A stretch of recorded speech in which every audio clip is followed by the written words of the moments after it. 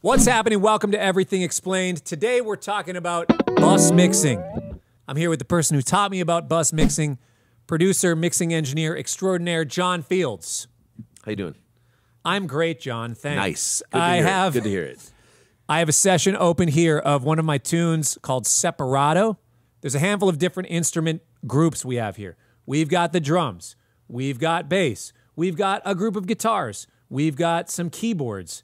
And we've got some horns. Now, when I'm tackling this mix, I could look at all those things as individuals, all these individual tracks, but there's a way to make it a little easier.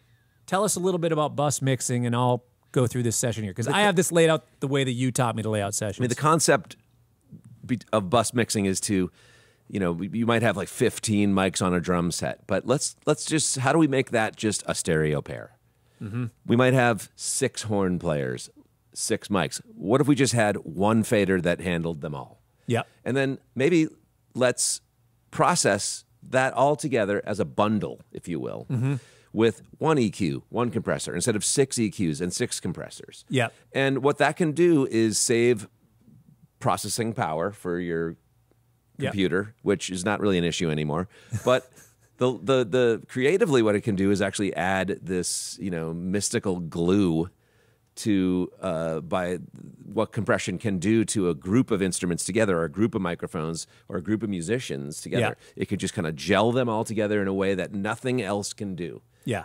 So that's so it's both saving processing power, simplifying your mix so that you've got keyboards, bass, drums, you know, vocals, horns, guitars. Yep. So it's really, at the end of the day, yes, it is 57 tracks, but it's really just 6 things. It can be, you can, if you think about it that way, that's kind of what bus mixing is. Yeah.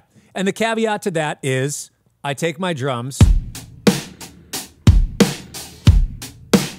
and if you look at this, on the grand scheme of things, it's not a lot of plugins. There's a couple things that I have doing some kind of effect things creatively.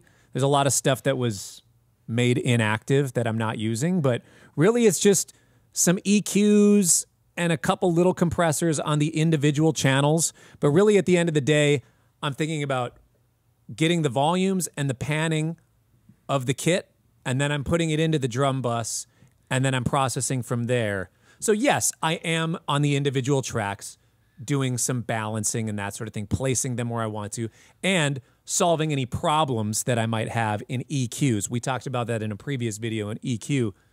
EQ can be used to solve some issues where it's like, yeah, I want to hear more hi-hat, but then it starts to add more of the area of the kick drum that I don't need. So I'm going to high pass pretty high on the hi-hat mic, and then, you know, it isolates it a little bit more.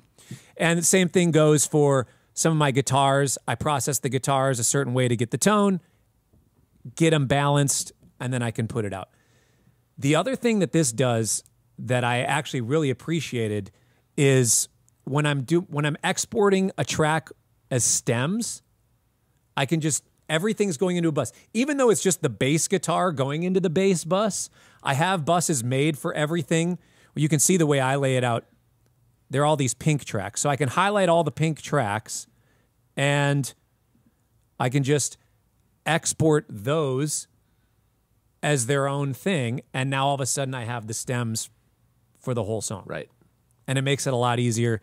That way, if there's some sort of instrumental mix or karaoke mix or whatever that some other, that the artist might want, right, it's available there.